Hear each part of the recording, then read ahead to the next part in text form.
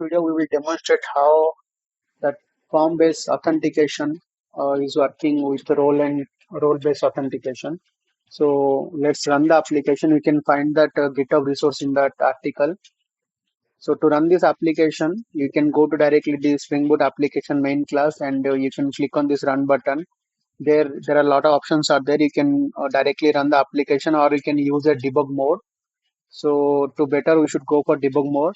And once you run this application from the next time onwards, we can directly use this two option if that current file is not there. Otherwise, we can go to this file and directly you can choose run debug. It will run the application.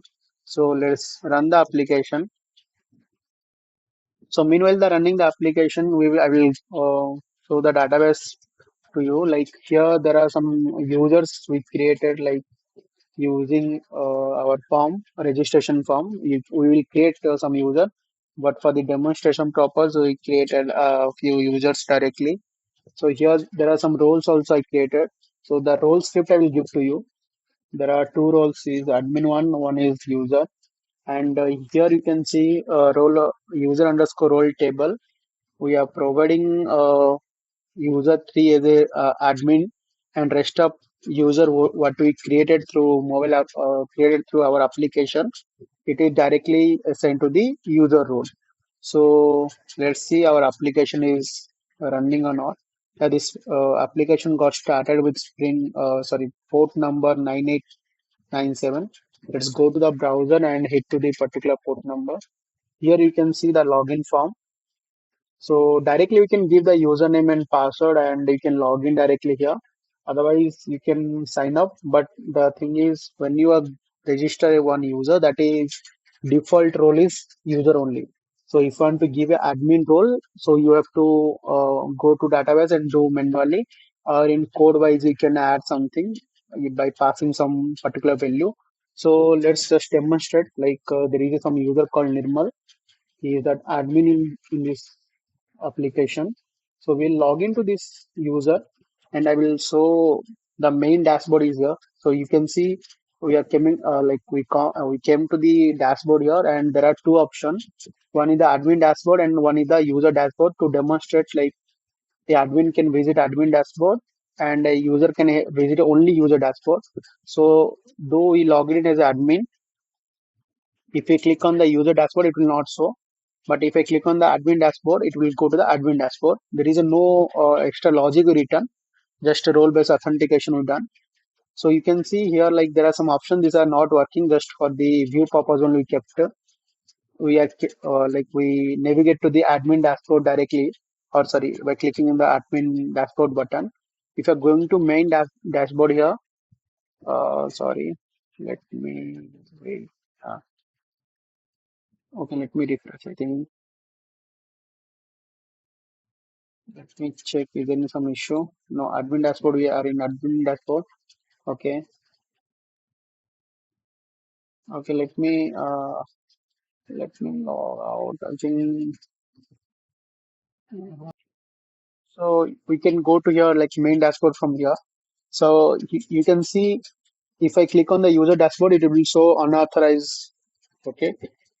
See, it is showing 403. You don't have permission to access this page because this is like user dashboard. So I will log out this app, this user. You can see there is a successful logout also coming. We will log in with a normal user role. So I'm logging with one normal user role. So you can see we came to the same like the main dashboard of that our application. And if I click on the admin dashboard, you can see there is a 403 permission access. There is a no access for this particular user because this is a user role. He is not an admin. If I go to main dashboard and if I click on the user dashboard, you can see that user dashboard is coming. So still like I'm logging out and I can create a new user also in front of you. Like take some RAM update gmail.com. Uh, I'm giving some password to you. Oh, sorry, I'm giving some password here. So you can see registration successfully. You can now log in. Like I'm using the username RAM and I'm giving the password what I given. during creating the login time. So you can see like we can come to the dashboard page, and though it isn't directly created through our portal or our application, it is like created through user role. We can see like we are able to access the user dashboard. But if I go into the admin dashboard, it is showing 403, but there is no sufficient permissions. And I will like to show the database also. Sorry, like see here you can see the RAM is added here, and the I will show the RAM uh, role. So you can see the RAM's ID is 7, right?